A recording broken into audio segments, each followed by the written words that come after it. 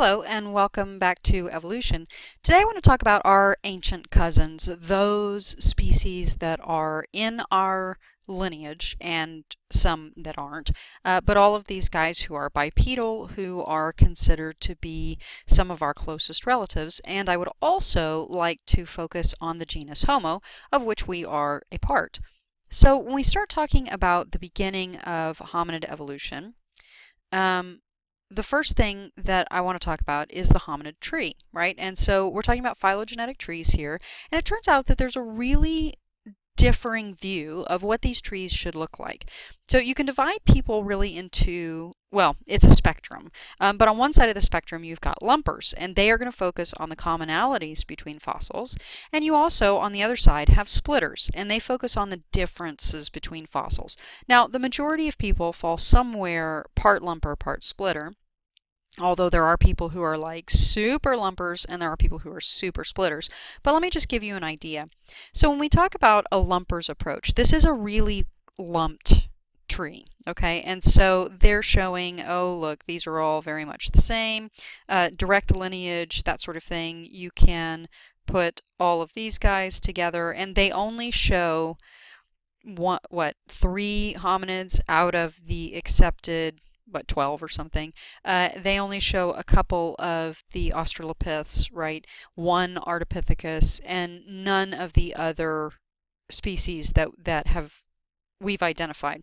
Now, when you look at this one, you can see that there's a lot of difference, right? Look here, all of the guys in the genus Homo. It includes Rudolfensis, which has like 3 teeth, has been found, or antecessor, same thing.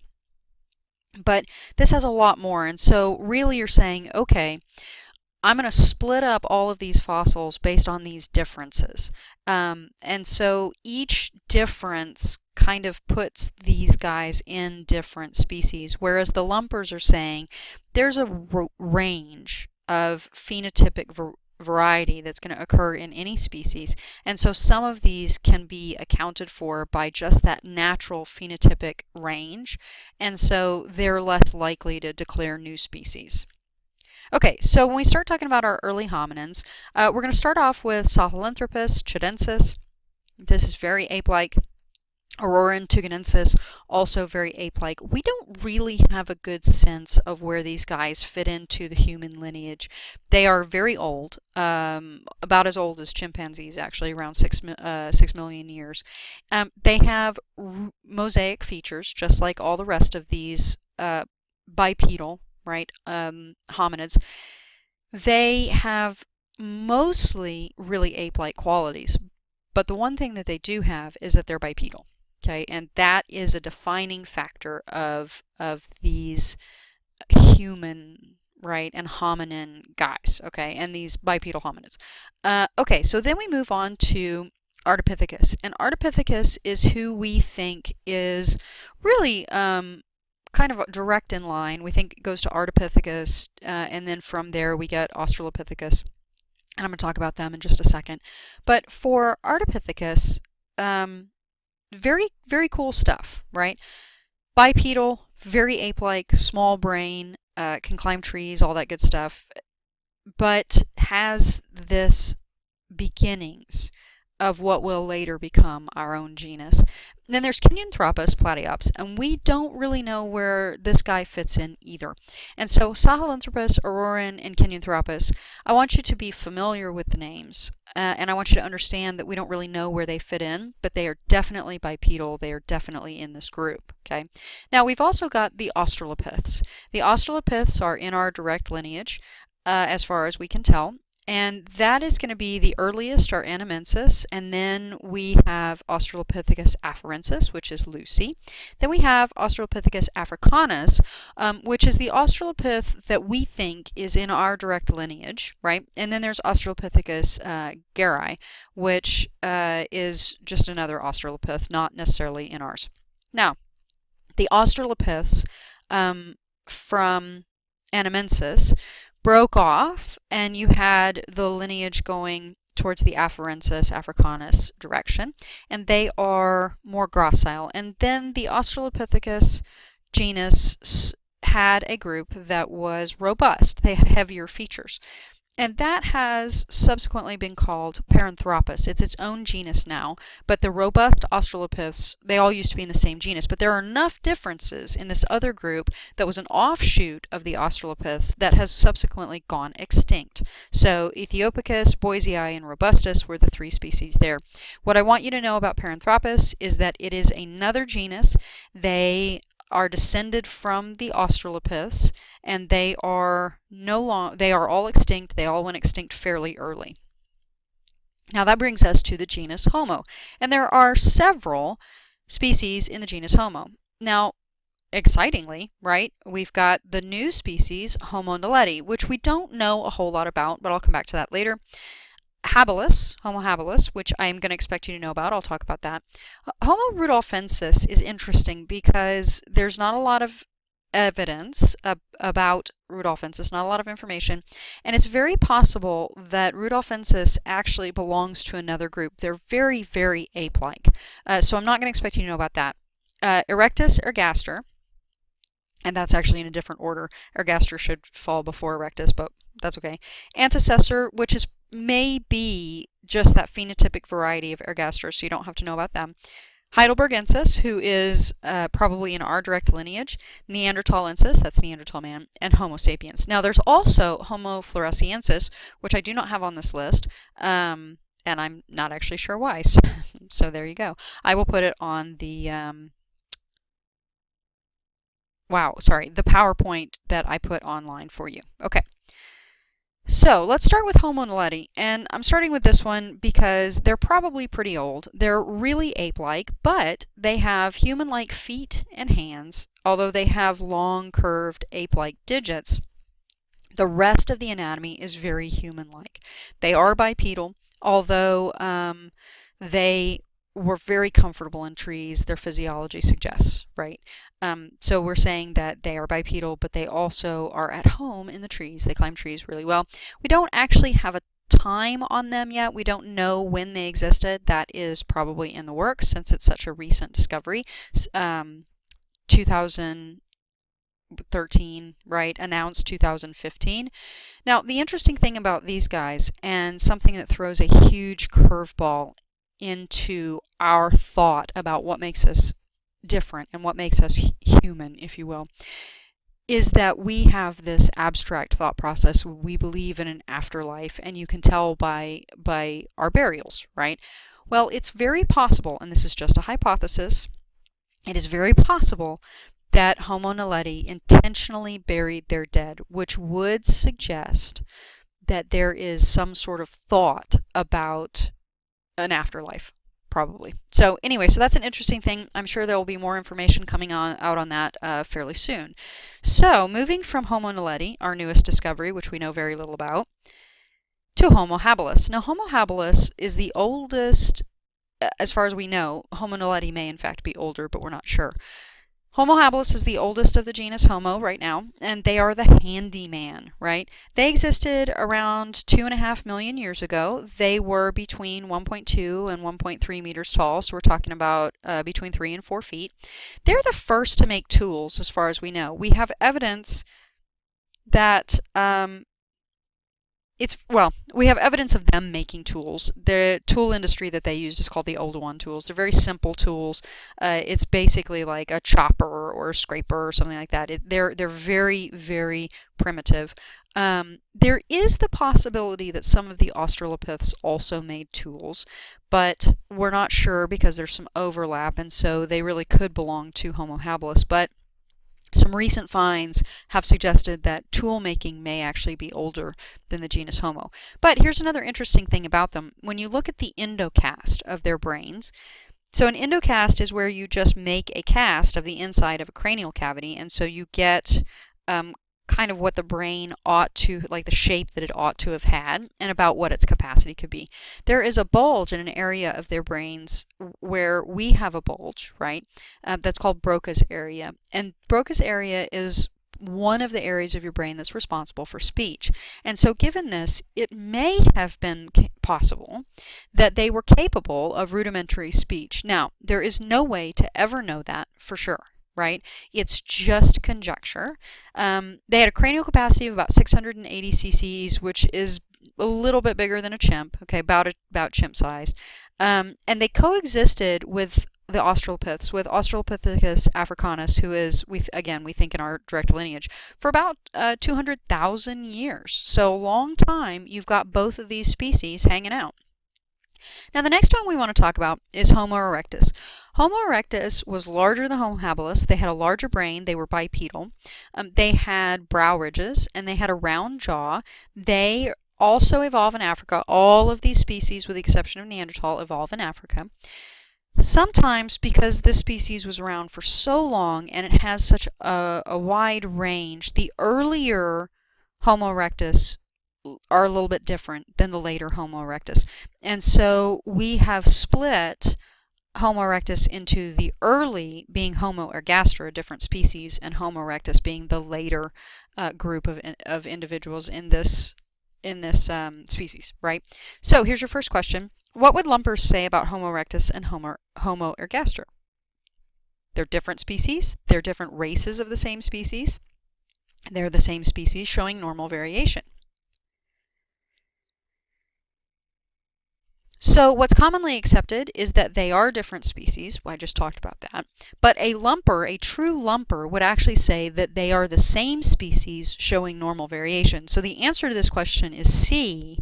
But in terms of like common knowledge, we do accept by and large that they are different species. So that's the commonly accepted thing. We take the splitter version on that. Now, different races of the same species, we don't really have any way of knowing that. But what we do know is that there are no biological races in Homo sapiens, and we don't have any real evidence of biological races in any of the other hominins either. Okay, so Homo ergaster, early Homo erectus perhaps. This is the workman, and the workman, Homo ergaster, existed from about 2 million years ago to about 1.5 million years ago. They were the height of modern humans. They had reduced facial prognathism, so that means that their faces were more squished, more like ours, and that's called more orthognathic, right? They have smaller teeth than their ancestors. They have a reduced brow ridge, and that's something we have, like no brow ridge. They have a rounded skull. You can see that you've got this rounded skull, and partly because they have a bigger brain, right? Now, they are similar in proportions, arm length, leg length, to Homo sapiens.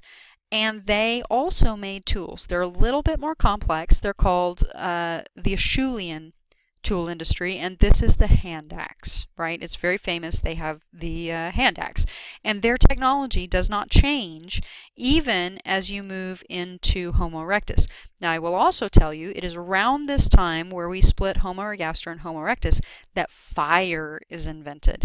And fire changes everything. Okay, so Homo erectus is the first to use fire, and it's probably Homo ergaster. If you're actually doing this, well, that's not true. No, that is true. If you're doing the split, it's you know, Homo ergaster, early Homo erectus. They're also the Acheulean tool industry that will last through the duration from about 2 million years ago to about 100,000 years ago, which means, by the way, that they were alive at the same time we were. Right? Now, the Homo erectus has a bigger brain capacity. We're getting bigger and bigger in brains as we go through. They're also the height of modern humans. New and exciting thing, they have an external nose, and they were active hunters. This is different, right? So they're actively hunting. They also have reduced sexual dimorphism. The Australopiths, the males, were much larger than the females, a ratio of 2 to 1, like all of the other great apes. It's at this point that you start to see that that is in fact changing, and that may offer some insight into their social structure. Reduced sexual dimorphism really starts indicating that you have long-term relationships. You don't have a lot of inter or intrasexual competition, right, and selection. And so that's kind of a pretty interesting thing there. So why would reduced sexual dimorphism indicate something about the social structure of Homo erectus? It is likely that they would share behaviors with other species who have reduced sexual dimorphism. It may indicate that there was less male-male competition in a tighter social group, and it may indicate that they were monogamous, or all of these. Well, since I went ahead and told you all of those things before we got to this question, it is in fact all of these. And we determine that based on extant species, by the way, who have reduced sexual dimorphism. So that refers to 8. But D is the answer to this. All right, Homo erectus, they are the first to leave Africa. They migrate out of Africa. They travel all the way to China and Indonesia. Okay, and you see them pretty much everywhere. They even travel up into Europe and the Middle East, and it is most likely that Neanderthal evolved from them in Europe and the Middle East over here. They had colonized Asia at 1.5 million years ago. We're not sure when they actually get to Europe, but they are there. Okay, so that's really kind of the early hominins. You're looking at Homo naledi, Homo habilis, Homo ergaster, and Homo erectus. Those are the earlies.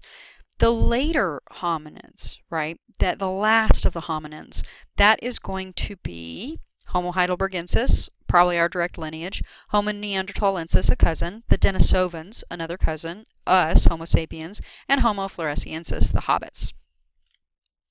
So Homo heidelbergensis is the earliest of this group. They exist from around 700,000 years ago to about 200,000 years ago. They are the most likely common ancestor of Neanderthals, Denisovans, and us, right? And they evolved from Homo erectus. Okay, they are the Acheulean tool industry, just like Homo erectus, and they're found in Africa, Europe, and the Middle East. Okay, they have a cranial capacity that's about 1,100 to 1,400 cc's. By the way, this is a lumper splitter issue. There are many people that actually think that Homo heidelbergensis is a later version of erectus, and there are some people that think that Homo heidelbergensis is its own species. And so you'll hear sometimes that Neanderthal, the Denisovans, and us evolved from Homo erectus. In that case, it's actually referring to this group, the Homo heidelbergensis group. So if you hear that, that's the late Homo erectus. So, okay. Now, they possibly had language. They have a much more modern larynx, and that's the other thing that you need for language. You need the capability of being able to make the sounds. They may have also been the first to actually bury their dead. We find some pits, La Cima de los Huesos, in Spain, right, that has useful tools with bodies, and that's about 400,000 years ago.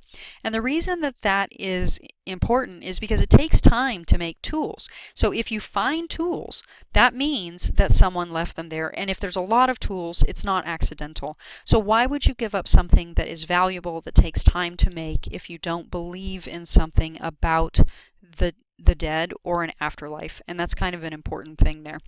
Now, red ochre is also found at these sites a lot, and it's used to make paint as far as our experiences go, and so that's a significant thing. And we know that they were big game hunters just like we are. They had spears and javelins. One sort of less fun note about them is that at some of the sites we've actually found heidelbergensis bones with something called pot polish on it, and that indicates that they were stirred around in a pot, which could indicate cannibalism. Yay.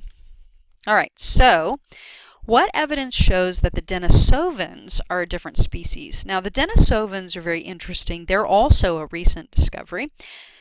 And so what do we know about them? So their skulls show a distinct set of characters that are different from other species. They're found in regions far from other species. Art left by them shows that they were isolated or they are genetically different than other species. Well, we don't actually have a skull, so that one's right out. They are found in regions that are fairly far from other species, but they're not inaccessible. And just because we haven't found other skeletons or remains doesn't mean that there weren't other species there. And so that's not true. We haven't found any art from anyone except Homo sapiens, so that's right out. But they are genetically different. And here's the fun part about the Denisovan story. All we have from them is a pinky bone. Right? It is one single tiny bone. But the key is that it had DNA. And so when you run the Denisovan genome and you compare it to Neanderthalensis, which is actually what people thought that they probably were going to be, you find something that's a little bit different, right? And so we've decided that the Denisovans are their own species.